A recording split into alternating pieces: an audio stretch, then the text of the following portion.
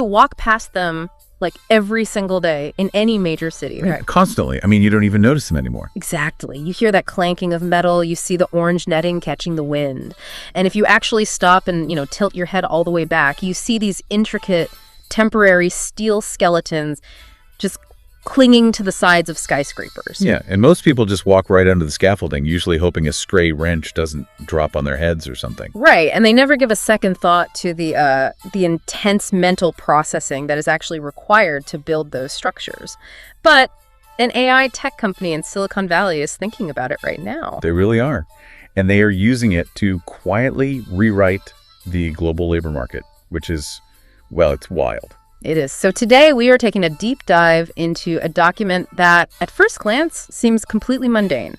It's a simple list titled Scaffolder 20 Interview Questions and Answers. Yeah, it reads like a completely standard, straight-to-the-point cheat sheet for someone trying to get a job on a construction site. Okay, let's unpack this, because the origin of this document is what actually makes it so fascinating. It didn't come from a construction union. No, it didn't. And it didn't come from a vocational school either. It is a targeted curriculum from a platform called Fluently, which is an AI-powered English coach app. Right, so this is literally an artificial intelligence teaching people how to sound like expert scaffolders in English. Exactly. So our mission in this deep dive is to explore what these 20 questions reveal about the highly technical, zero margin for error world of scaffolding. And more importantly, how AI language tools are acting as these cultural translators. They're helping this massive global workforce break into a super demanding industry. Let's start with the sheer technical precision required just to get a foot in the door. The very first question in this AI interview prep asks about experience. Yeah, and the prompted answer isn't just some, casual acknowledgement of past work. The AI specifically teaches the user to state they have over 5 years of hands-on experience building and dismantling scaffold structures with a team. Right, 5 years. Because that 5-year duration is essentially a proxy for spatial intuition and exposure to a lot of variables. 5 years ensures a candidate has seen seasonal shifts, structural anomalies, varying team dynamics. Which makes sense. And then the guide immediately pivots to testing familiarity with highly specific systems. Oh yeah, very specific. A candidate has to prove they know their way around tube and coupler systems, frame scaffolds, and mobile platforms. Right. Let's actually break down what those are, because the mechanics are fascinating. When I hear tube and coupler, it sounds like basic plumbing to me. Right, it sounds simple, but the reality is much more precarious. A tube and coupler system isn't just snapping pieces together. It relies entirely on friction. Wait, really? Just friction? Yeah, you are taking galvanized steel tubes and locking them together with heavy-duty forged metal clamps. If a worker doesn't understand load distribution, well, that friction fails, and the clamp just slides under tons of pressure.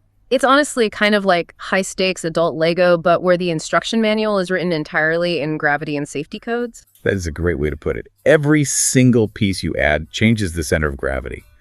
The floor you're standing on literally only exists because you just tightened a bolt correctly 3 minutes ago. Right. What's fascinating here is that this delicate balance is precisely why the interview answers emphasize a methodical verification process over speed. Yeah, when asked about the basic process of assembling scaffolds, the AI's perfect answer is this continuous, deliberate loop. It starts with inspecting all parts. Right, the inspection happens before the building even starts. Exactly. Then building a stable base, then setting up the framework, and finally, checking for secure ties. It is an endless cycle of inspection and stabilization. Absolutely. There's a specific question that asks how to check for stability before using the scaffolding. Oh yeah, and the answer details looking over the joints, testing the level surfaces, and ensuring every single part is tight and steady before anyone steps foot on it. The focus on the base and the joints is relentless. Well, the physics of working at height completely dictate that focus. A fraction of a millimeter of imbalance or looseness at the base of a scaffold translates into a massive, highly dangerous sway 10 stories up in the air. Oh wow, I didn't even think about that amplification. Yeah, employers use these specific interview questions to basically weed out people who rush. They need someone who grasps that missing one tight joint at the bottom fundamentally compromises the structural integrity of the entire grid. That intolerance for rushing ties directly into how physical construction on a site is just fundamentally intertwined with rigorous safety protocols. Completely intertwined, yeah. Like the AI guide highlights that a candidate needs to proudly state they hold a CSCS card and have completed PESMA training. Right. And for you listening who might not be familiar with UK or European construction standards, a CSCS card, which is a construction skills certification scheme, is essentially a passport. Right. It proves you have the baseline safety training to even walk onto a site. Exactly. But PESMA is highly specific. Which is what exactly? PESMA training governs mobile access towers. A mobile tower introduces a completely different set of physical risks compared to a static scaffold because, well, it is on wheels. Ah, right. The center of gravity shifts the moment a human actually climbs it. You have to understand how to deploy outriggers, calculate wind loads, and know the safe working heights relative to the dimensions of the base. It requires a really deep understanding of dynamic forces. Which is intense. And beyond those formal certifications, the guide drills into daily behavioral habits. Daily habits are a huge deal. Like checking the ground before building, looking for soft soil, hidden voids, or concrete degradation, wearing proper gear, and the daily maintenance of tools. Yeah, it frames safety not just as the harness you wear, but the fact that you cleaned your spanner yesterday so it doesn't slip from your grip today. It is a strict behavioral sequence, and there is an unbending protocol for when things actually go wrong. Oh, absolutely. If you spot a hazard, the AI teaches you to say, I immediately stop work, alert my supervisor, and take steps to fix the issue before continuing. Right. There's no room for heroics there. There's no room for temporary patches just to keep the project living.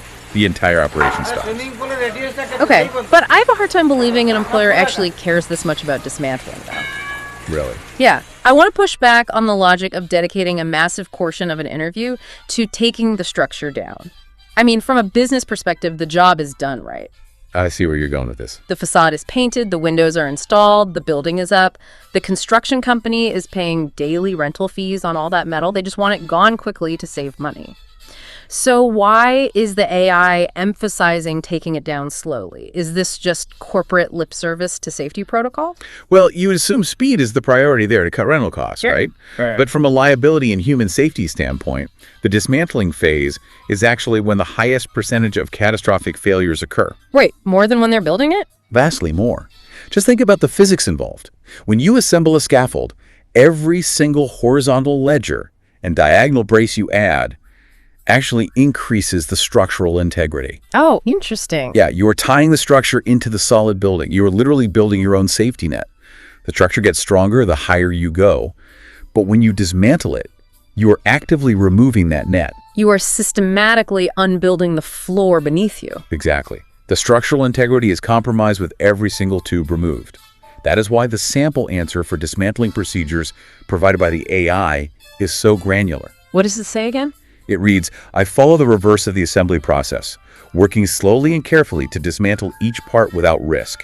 So the reverse of assembly. Yes, and the AI specifically highlights working slowly, because employers know that rushing the teardown is when gravity exploits mistakes. You have to untie the ties last. You have to remove the boards while standing on a lower secured board. A worker is most vulnerable when the structure is halfway gone. Wow. Okay, but relying purely on physical checks and procedures creates kind of a false sense of security, though. I mean, Because if a storm hits mid-build, friction and clamps don't matter if the team panics. true. Here's where it gets really interesting. The AI immediately shifts the interview prep to testing for what we usually call soft skills. We often stereotype heavy trades as pure brawn, but this document shows they are screening heavily for diplomacy and grace under pressure. Right, because on a busy site, a scaffolder is managing human variables and environmental chaos, not just managing metal tubes. The communication aspect is heavily featured in the prep material. Yeah, the AI prompts the candidate to explain how they communicate safety concerns. And the ideal answer focuses on sharing issues during team briefings and speaking clearly so everyone can act quickly. It is all about structured, proactive communication, like during morning toolbox talks, rather than just yelling over loud machinery when something is already literally falling. Yeah. Construction is also entirely at the mercy of the elements. Like question 18 asks, the candidate can work in different weather conditions. Which is a big deal in places like London or New York. Exactly. The perfect answer involves wearing the correct gear, but also adapting their pace to work safely. There's that recurring theme again, modulating speed to maintain safety. Right, because when you have a massive scaffold clad in orange netting, that netting acts like a giant sail during a storm. The wind shear forces are just immense. Oh, I bet. And when the weather turns severe, the site dynamics change completely. Question 9 actually asks for a challenging scaffolding situation the applicant has handled. And what's the AI's answer? The AI's suggested answer is really telling. It says, once I had to rebuild a section quickly due to unexpected weather damage. I stayed calm, followed safety steps, and fixed the problem effectively. They are explicitly screening for emotional intelligence. Oh, absolutely. I mean, time is money on a site. You have project managers screaming about delays, a ruined project timeline, and a destroyed structure that you spent 3 days building. Yeah, the pressure is wild. The ability to stand in the middle of that high-stress chaos and firmly enforce safety steps without panicking is just a critical project management skill. It demonstrates profound leadership. And the document covers mentorship as well, which ties right into that. Right. Question 16 asks about training others in safety. Yeah, the ideal candidate acts as a multiplier on the site. They don't just execute their own job. They proactively teach new workers the safety checks and proper building techniques. They basically elevate the baseline competence of the entire crew. Which is so valuable. The guide even touches on the psychological motivation for doing this grueling work. Like, question 20 asks why they chose scaffolding in the first place. And the answer. The AI suggests answering, I enjoy building with my hands, working outdoors, and knowing that my work helps create safe structures for others. That's a great frame. It frames the role not just as a laborer, but as a guardian of the site. They build the infrastructure that allows the bricklayers, the painters, and the window installers to operate safely at height. Right, it is a role rooted entirely in service and protection of other trades. So let's pull back to the origin of this document. We have this blueprint of the ideal candidate. They are methodical, safety-obsessed, calm under pressure, and highly communicative. Right. And this exact blueprint is being generated by Fluently, an AI app designed to assess a user's real English level. Exactly. The platform operates by offering a quick 4-minute call with an AI tutor to generate a free English score. It actually tracks a user's progress over time and analyzes their specific syntax and pronunciation mistakes. To do what, exactly? Well, to create a personalized improvement program. The underlying technology is basically parsing the nuances of how a user speaks. It operates 24/7 and is significantly cheaper than a human tutor, too. But if you're a skilled scaffolder from another country trying to get a job in an English-speaking market, how does a tool like this change the game? If we connect this to the bigger picture, its real value lies in democratizing access to highly specific industry jargon. Language barriers often trap physically competent, highly skilled workers in unofficial or unsafe jobs. That is so true. They have the spatial intuition, they know the physics of a tube and coupler system perfectly, and their safety record is flawless. But if they are trying to break into a formal English-speaking market like London or New York, they lack the linguistic currency to prove their competence to a hiring manager. Yeah, the socioeconomic reality is that without the right vocabulary, those workers cannot escape the informal economy. Exactly. What this AI does is hand them the specific psychological keys to unlock an employer's trust. It proves that learning a language for work isn't about knowing Shakespeare.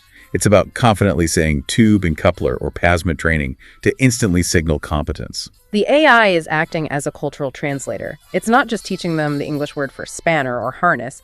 It's teaching them the specific risk-averse dialect of Western liability law. That captures the dynamic perfectly. A hiring manager at a major construction firm is terrified of liability. Oh, for sure. When an immigrant worker sits across a desk and clearly articulates, I follow the reverse of the assembly process to dismantle safely, they aren't just demonstrating English proficiency. They are signaling a deep, inherent understanding of the site's safety culture. Yes. They are hitting the precise psychological triggers the employer needs to hear to trust them with a multi-million-dollar liability. The AI knows that the employer wants to hear words like methodical, calm, and reverse assembly.